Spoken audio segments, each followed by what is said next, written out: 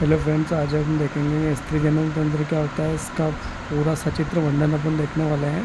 सबसे पहले दिखा देता हूँ आपको कि ये मादा जनन तंत्र का चित्र दे रखा है। इसमें सबसे पहले अपन देखेंगे तो आपको दो संरचना दिख रही होगी। ये बादाम शेप्ड होती है, मतलब इसको क्या बोला जाता है, अंडाशय। मतलब इसकी संख्या होती है एक जोड़ी संख्या होती है। उसके बाद यहाँ पे दिख रहा है आपको, ये जो नली दिख रही है इसको फैलोपियन नलिका बोलते हैं। उसके बाद में ये जो गर्भाशय वाला भाग होता है इसको फंटस बोलते हैं, इसको काय बोलते हैं, और इसको नीचे वाला संकीर्ण क्षेत्र को ग्रीवा बोलते हैं। ठीक है, और ये योनि मार्ग होता है। उसके बाद में अगर हम बात करेंगे तो ये जो क्षेत्र होता है, ये जो नली दिख रही है आपको, ये फैलोपियन नलिका होती है। इसमें 3 भाग होते हैं कि इसमें तो संकीर्ण क्षेत्र मिलता है, एक आपको तुम्बिका मिलेगा, एक कीपक मिलेगा। इन तीनों को मिला के अपन अंडवाहिनी नलिका या फैलोपियन नलिका बोल सकते हैं। ठीक है, थोड़ा सा मैं आपको क्लियरिटी से दिखा देता हूँ। इसमें क्लियर दिख जाएगा आपको एक एक भाग। जैसे ये वाला भाग आपको योनि में मार के दिख रहा है या फिर योनि में इससे कनेक्ट रहती है। उसके बाद में ये दोनों अंडाशय वाला भाग दिख रहे हैं जो बादाम के आकृति के रहता है, और इन दोनों से नलियाँ निकली हुई है। इस नली को फैलोपियन नलिका बोलते हैं, जिसका संकीर्ण पथ होता है। इसमें एक सकड़ा हुआ भाग संकीर्ण पथ कहलाता है। उसके बाद में उससे आगे वाला जो फूला हुआ भाग तुम्बिका कहलाता है, और ये जो कीपक कहलाता है। इससे झालर से ऐसी उंगली जैसी प्रवर्धन निकली होती है जो अंडाशय को पकड़ के रखती है। ठीक है, उसके बाद में ये जो गर्भाशय दिख रहा है इसमें 3 परतें होती है।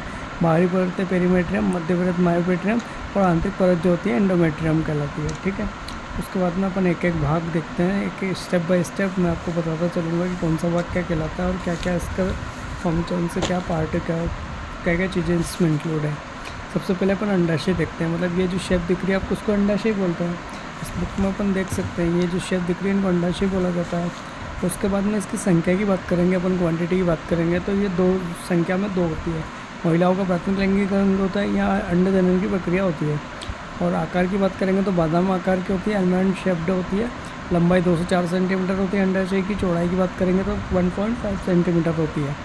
और मोटाई की बात करेंगे तो 1 सेंटीमीटर। वजन की बात करेंगे तो 4 से 8 ग्राम की होती है दोनों।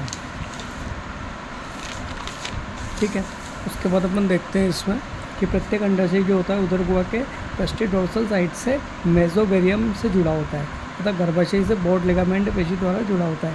प्रत्येक अंडाशय घनाकार उपकला उत्तक से ढका होता है, जिसे विटामिन एपिथेलियम कहता है। ठीक है, अंडाशय की जो होती 3 परतें होती है। अंडाशय में 3 परतें पाई जाती है। इसको जर्मिनल एपिथेलियम बोलते हैं सबसे बाहरी, टोनिका एल्बुमिनिया होती है जो मध्य परत होती है, और ओवेरियम कॉर्टेक्स होती है। 11th-12th में इतना डीपली नहीं आता है, फॉर कॉम्पिटिटिव के अकॉर्डिंग पढ़ा रहा हूँ मैं आपको। उसके बाद देखेंगे अपन अंडाशय में अंडाणु निर्माण के साथ साथ एस्ट्रोजन और प्रोजेस्टेरोन हार्मोन भी बनते हैं। एक अंडाशय में एक अंडाणु बनता है जो महीने में केवल एक महीने में एक बार बनेगा। फिर उसके बाद दूसरे अंडाशय का नंबर लग जाएगा, फिर उससे अंडाणु बनता है। ठीक है, एस्ट्रोजन हार्मोन प्रवर्धक हार्मोन या थेका लेयर तथा कणिकामयी कोशिकाओं द्वारा स्थापित होता है। एस्ट्रोजन हार्मोन मादा लैंगिक हार्मोन है जो महिलाओं को द्वितीयक लैंगिक लक्षण विकसित करता है, जैसे दाढ़ी मूछ न आना, आवाज़ पतली होना। ठीक है, ये अंडाशय से स्तरित होने वाला हार्मोन है एस्ट्रोजन और प्रोजेस्टेरोन अपन देखते हैं। प्रोजेस्टेरोन में क्या होता है, प्रोजेस्टेरोन हार्मोन जो होता है ये कॉर्पस ल्यूटियम परत द्वारा स्त्रावित होता है तथा गर्भ बनाए रखने में प्रेगनेंसी में सहायक होता है, इसलिए इसको क्या बोलते हैं अपन, प्रेगनेंसी हार्मोन भी बोलते हैं। ठीक है, अब हम सेकंड पार्ट देखते हैं। सेकंड पार्ट देखेंगे अपन अंडवाहिनी या डिंब वाहिनी या फैलोपियन नलिका, तीनों नाम एक ही होते हैं इसके। इसकी लंबाई की बात करते हैं अपन तो लंबाई इसकी 10 से 12 सेंटीमीटर होती है। संख्या इसकी भी 2 होती है। यह निषेचन द्वारा जाइगोट का निर्माण करती है, युग्मज का निर्माण करती है। मतलब इसी नली में क्या होता है, युग्मज बनता है।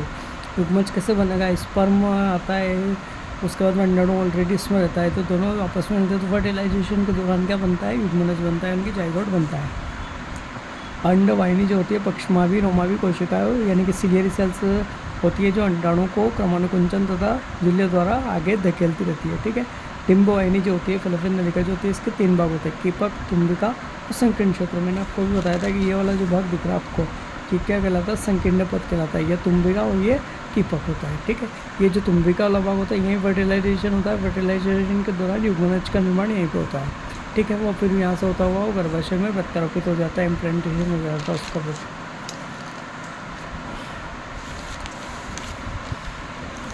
आगे अपन देखेंगे डिंब वाहिनी के 3 भाग, कीपक, तुम्बिका और स्तमस यानी कि संकीर्ण पथ। अब कीपक जो होता है अंडाशय के सबसे पास होता है, गर्भाशय से दूर होता है। कीपक के पास झालर होते हैं जो अंडोत्सर्ग के दौरान अंडाणु को पकड़ के रखते हैं। ठीक है, उसके बाद में कि तुम्बिका जो होती है बीच का भाग होता है, सबसे चौड़ा भाग होता है, और यहाँ पर निषेचन होता है, यहीं पर युग्मनज यानी जाइगोट का निर्माण होता है।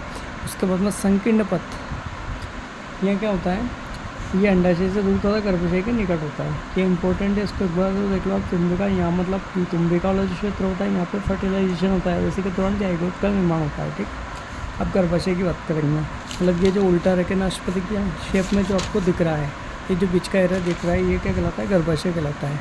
अब गर्भाशय की संख्या देखेंगे अपन, तो गर्भाशय की संख्या तो एक ही होती है। आकार शेप की बात करेंगे तो उल्टा रखा नाशपति के आकार का होता है। वजन की बात करेंगे तो 50 से 60 ग्राम का होता है। ये श्रोणि बिंदु से स्नायु लिगामेंट द्वारा जुड़ता है। इसमें भी 3 भाग होते हैं। सबसे ऊपरी भाग खुला हुआ फंडक कहलाता है। फिर काई, जहाँ पे भ्रूण का विकास होता है।